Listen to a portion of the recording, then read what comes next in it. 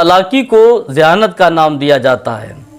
जो इंसान चालाक है, चापलूस है, उसको हर आदमी कहता है कि फला आदमी बड़ा होशियार है, बड़ी उसने दानिश्वरी से, होशियारी से बहुत कुछ बना लिया है। लेकिन याद रखो मुसलमानों, चालाक तो इब्लीस भी था। अगर वो ज़हीन होता तो शैतान ना बनता, अगर उसके पास दिमाग होता तो वो इब्लीस नहीं बनता। ज़हानत जब चालाकी में बदलने लगे तो इंसान को शैतान बनने में ज़्यादा वक्त नहीं लगता है। हर इंसान जब उसकी चालाकी, अपने दिमाग को वो चालाकी की तरफ, दुनिया कमाने की तरफ जब वो लगा देता है तो उस इंसान को शैतान बनने में देर नहीं लगती है। देखा होगा इंसान जब पैसे की लालच में घर से निकलता है, अगर उसका सिर्फ मकसद सिर्फ पैसा ही पैदा करना होता है तो वो किसी गरीब के माल को गरीब का माल नहीं समझता, किसी यतीम के माल को यतीम का माल नहीं समझता है। उसके सिर्फ पैसा ही चाहिए, चाहे जिस पैसे के लिए अल्लाह उसके रसूल ने मना फरमाया हो या हराम कहा हो। दुनिया हासिल करने वाले की नज़र में हलाल व हराम की कोई वक़ार नहीं, कोई अहमियत नहीं होती है। उसको सिर्फ पैसा चाहिए, चाहे वो माल यतीम क्यों ना हो, चाहे माल गरीब क्यों ना हो, चाहे बेबा का माल क्यों ना हो, का सूद ब्याज का क्यों ना माल हो, सिर्फ पैसा ही पैसा चाहिए। आज इस तरीके से हराम कमाई करने वाले को आदमी कहता है कि फला का लड़का बहुत होशियार है, फला के यहाँ वो बहुत तरक्की कर चुका है। लेकिन याद रखो मुसलमानों, ये तरक्की नहीं, इसको हकीकत में तनज़्ज़ुली कहा जाए। क्योंकि जो हराम कमाई से जो तरक्की की जाती है वो तरक्की नहीं बल्कि वो तनज़्ज़ुली है। ये दुनिया चंद रोज़ा है, एक ना एक दिन ये हराम लेकर जाओगे, मिसले अपने पेट में जहन्नुम की आग भर के ले जाना। हराम खाकर जाना अपने पेट में आग के अंगारों के भरने के मुकाबिल होता है। आज इंसान एक दूसरे गरीब की हैसियत को नहीं जानता।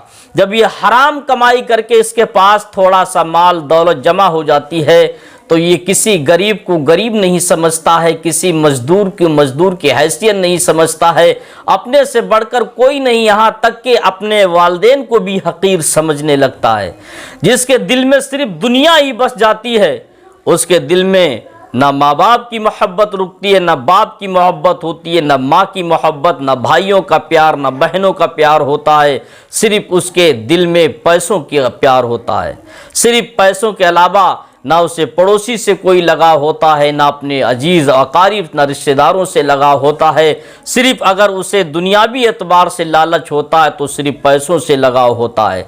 लेकिन उसको ये पता नहीं है कि जब सांप जिंदा होता है तो वो चींटियों को खाता है, जब सांप जिंदा रहता है तब तक वो चींटियों को खाता है, जब यही सांप जब मर जाता है तो चींटियां भी उसे खाती हैं। हर इंसान को ऐसे नसीहत भरे जुमलों को याद करना चाहिए।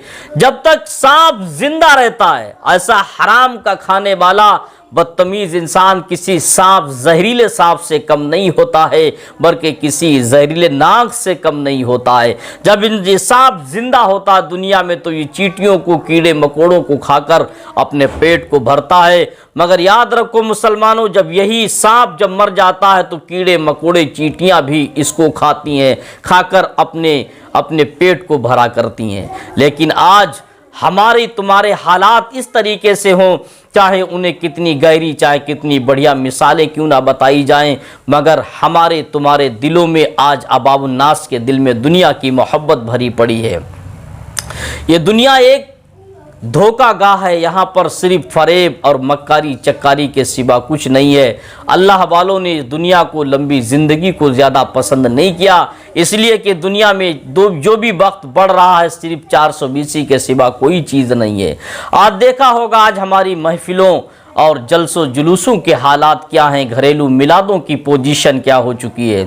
छोटी घरों में मिलादें होती तो इंसान सिर्फ रस्म अदायगी के लिए मिलाद कराने वाला कराता है, اور سننے والے بھی صرف اسی لیے آتے ہیں کہ یہ ہمارے گھر آیا تھا، اسی لیے اس کا احسان ہے، ہمیں بھی اس کے گھر جانا ہے۔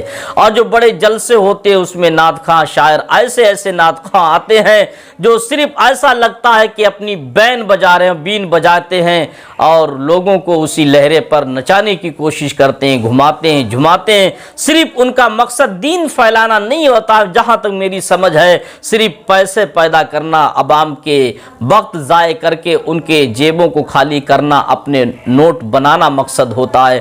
ابھی دیکھا ہوگا بہت بڑا جلسہ ہوا تھا پورنیہ بہار میں، جس میں مفتی شیر عالم صاحب نے واقعی بہت بہترین کام کیا ہے انہوں نے، اور باقی ان شاعروں کو منہ توڑ جواب بھی دیا ہے۔ اس لیے آج کے یہ بعض جوہلا شاعر ہیں، سب کو نہیں کہتا ہوں، بعض جوہلا جو نعت خواں ہیں، اپنی آواز کی دھن میں اس کو قوم تو پڑھی لکھی نہیں ہے، اس کو گھماتی ہے، نچاتی ہے، پیسے ان سے جب چھیننے کی کوشش میں لگی رہتی ہے۔ عوام یہ سوچتی ہے کہ یہ ہمارا رہنما ہے، یہ شاعر ہے، یہ دین کی باتیں بتانے سنانے آیا ہے، میرے نبی کا طریقہ یہ رہا ہوگا، لیکن نہیں، اللہ کے نبی صلی اللہ تعالی علیہ وسلم کے زمانے میں اس طریقے سے جیسے آج بعض شعرا نعت پڑھتے ہیں، اس طریقے سے کوئی رواج نہیں تھا۔ وہاں پیسے کی لالچ کی کوئی بات نہیں تھی جس طریقے سے آج پیسے کی یہ باتیں ہوتی ہیں۔ اسٹیج پر صرف مقصد ہوتا ہے جب تک کہ یہ پیسہ چلتا ہے پڑھنے والے کا، اسی وقت تک ہونٹ چلتا ہے۔ میں نے تو ایک مرتبہ پروگرام میں گیا، میں تو دنگ رہ گیا۔ میں تقریر کے دوران تقریر کر رہا تھا، دوران تقریر ایک صاحب اٹھ کر کھڑے ہوئے اور کہا، حضرت جب تک آپ کے ہونٹ چلتے رہیں گے ہمارا نوٹ چلتا رہے گا۔ میرے بھائیوں، میں نے اس کا جملہ سنا، میں دنگ رہ گیا۔ میں نے کہا، بھائی میرا مقصد صرف پیسہ نہیں ہے، اگر ایک وقت، ایک منٹ، میرے وقت کا ایک منٹ بھی میں نے حق بات بول دی اور خلوص دل سے اللہ اس کے رسول کی بارگاہ میں قبول ہو گئی، تو تیرے پیسے کی کوئی اہمیت نہیں ہے میرے اس ایک منٹ کے سامنے۔ آج کا پوزیشن دور اتنا خراب ہو چکا ہے مسلمانوں، آج جلسوں میں صرف اپنی نام نمود کے لیے، نام و نشود کے لیے، انسان اپنا نام پیدا کرنے کے لیے نام کے خاطر ساری باتیں یہ کرتا ہے اور دنیاوی لالچ ہوتا ہے، لیکن اللہ اور اس کے رسول صلی اللہ تعالی علیہ وسلم کا ذکر وہ ذکر ہوتا ہے جس میں واقعی نبی پاک صلی اللہ تعالی علیہ وسلم سے حقیقی محبت ہو اور حقیقی خدا کا خوف ہو، تب تو تمہارا میلادوں میں پڑھنا ٹھیک ہے۔ اگر تمہارے دل میں صرف دنیا بسی پڑی لالچ کے طور پہ جاتے ہو تو تمہارا جانا بیکار ہے، یہ اللہ کے یہاں ایک نہ ایک دن تم کو اس بات کا جواب بھی دینا پڑے گا۔ مسلمانوں، یہ دنیا کسی کی نہیں ہے۔ اگر تم سوچتے ہو ہم اسٹیجوں پر کھڑے ہو کر ڈینگے مارتے ہیں قوم ہماری طرف ہے، تو یہ قوم کسی کی نہیں ہو سکتی، یہ دنیا کسی کی نہیں ہے۔ یہ تمہاری ہماری حیثیت کیا ہے؟ نبیوں پر بھی ظلم کیے اسی دنیا نے، دنیا جس میں یوسف علیہ السلام کو سستے داموں نے اسی دنیا نے بیچا تھا، یوسف علیہ السلام کو بڑے سستے داموں میں یوسف علیہ السلام کو دنیا نے بیچ دیا تھا، ابراہیم علیہ السلام کو آگ میں جھونک دیا تھا اسی دنیا میں۔ آج جس دنیا سے تم دل لگائے پڑے ہو، اسی دنیا نے ابراہیم علیہ السلام کو جلتی ہوئی آگ کے سپرد کرنا چاہا تھا، موسیٰ علیہ السلام پر جادو کا الزام بھی اسی دنیا نے لگایا تھا۔ آج دیکھا ہوگا دنیا کیسے کیسے الزامات لگا دیتی ہے، یہ دنیا کسی کی نہیں ہو سکتی ہے۔ یہ وہی دنیا ہے جس دنیا میں میرے آقا محمد مصطفیٰ صلی اللہ تعالی علیہ وسلم پر پتھروں کی بارش کی تھی، اسی دنیا کے لوگ تھے جب ہمارے نبی صلی اللہ تعالی علیہ وسلم پر پتھروں کی بارش کی تھی۔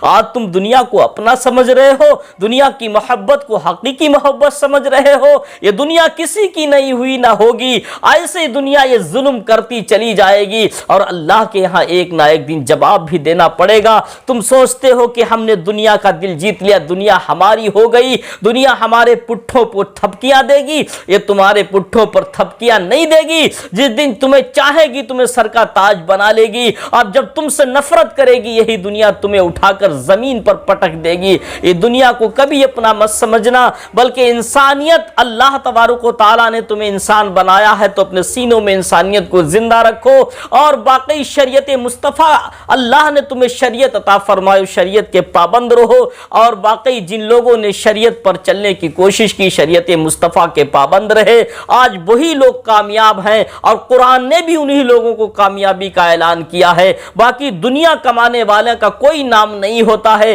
صرف چند دن کے لیے نام ہوتا، اس کے بعد انہیں دنیا بھول جاتی ہے۔ اللہ تبارک و تعالی